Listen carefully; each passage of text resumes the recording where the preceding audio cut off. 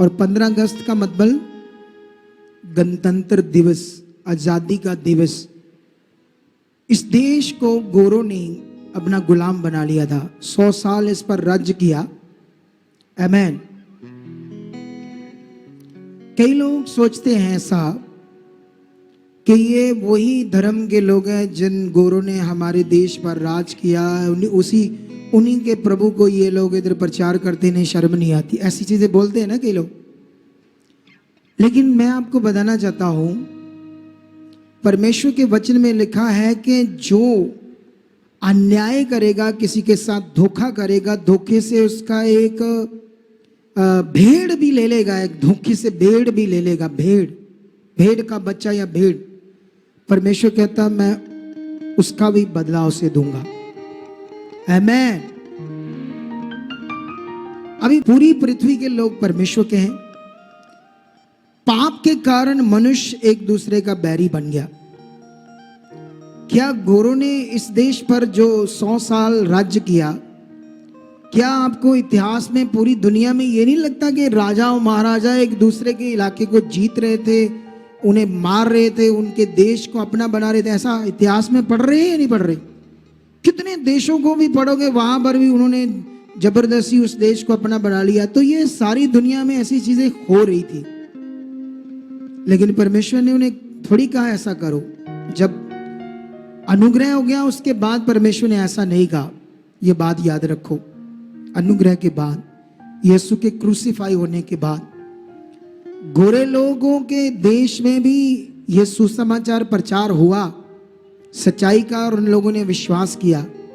लेकिन जिन गोरों ने यहां राज्य किया, उनकी वो अपनी सोच थी, परमेश्वर के वचन में ऐसा नहीं लिखा। लेकिन सुनो ध्यान से, उन गोरों के दिमाग में भी वो बात नहीं थी जो लोग बोल रहे हैं। अगर उन्होंने 100 साल राज्य किया तो यहां लोगों को क्रिश्चियन बनाना था, तो उन लोगों ने ऐसा कभी किया? पढ़कर देखो, कभी भी नहीं ऐसा किया। ये लिखा ही नहीं, कहीं है ही नहीं, दिमाग में भी नहीं किसी के है कि गोरों ने लोगों को क्रिश्चियन बनाया। वो सिर्फ इस देश को अपना बनाना चाहते थे। ये पुराने समय से ऐसा चल रहा था कि राजे दूसरे देशों के एक दूसरे देश पर राज्य कर रहे थे, माड़े के ऊपर तगड़ा राज्य कर रहा था। ये वो विषय है। परमेश्वर सब इंसानों का है, चाहे वो काले हो गोरे हो, सबने उसने बनाए, परमेश्वर उसका है। लेकिन ये देश हमारा है, इस देश में हम जन्मे और इस देश को हम प्यार करते हैं। जो देशभक्तों ने बड़ी मेहनत से अपनी जानें दी, इस देश को बचाया, अपना बनाया, अपने लोगों को आज़ादी दिलाई, तो हम उनका सम्मान करते हैं। उन देशभक्तों का क्या करते हैं? हम सम्मान करते हैं, क्योंकि हमें करना चाहिए। ठीक है, ये तो हुई देश की आज़ादी। तो जो असल आज़ादी है उसका बोलो, उसके बारे में किसी को पता ही नहीं। बाइबल में ये लिखा, यीशु मसीह हमारी आज़ादी के लिए क्रूस पर चढ़ा। देश की आज़ादी तो जानों देने से हो गई, जान देने से, लेकिन एक जान प्रभु ने भी दी असल आज़ादी के लिए।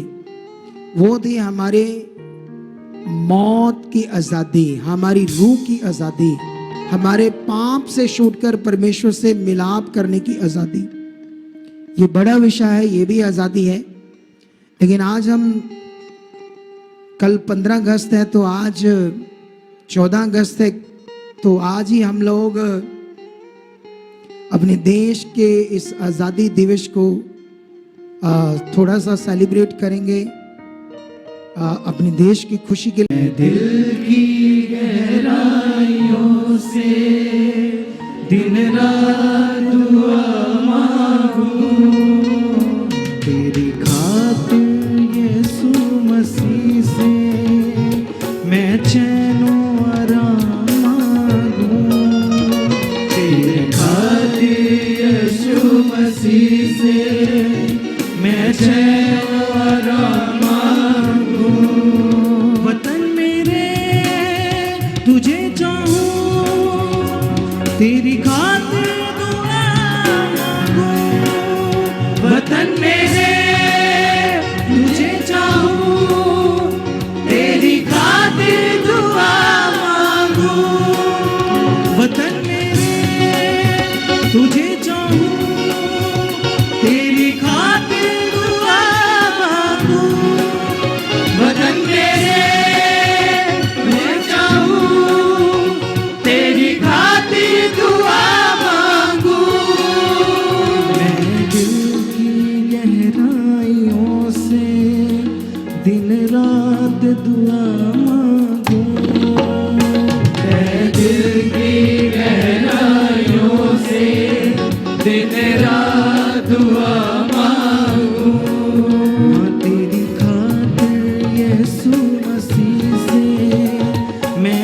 चैन आराम मांगू।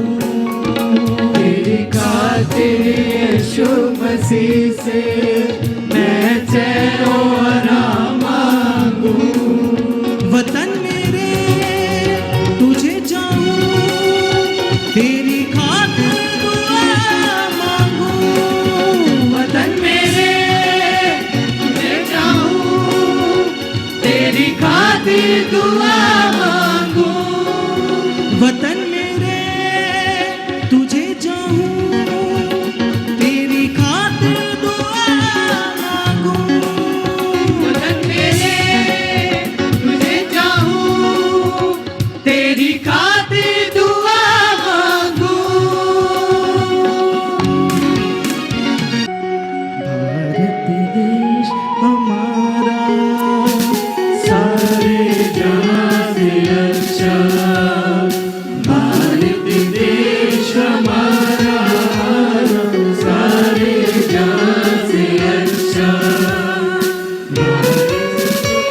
देश के ये गुलसिता हमारा सारे जहां से अच्छा। भारत देश हमारा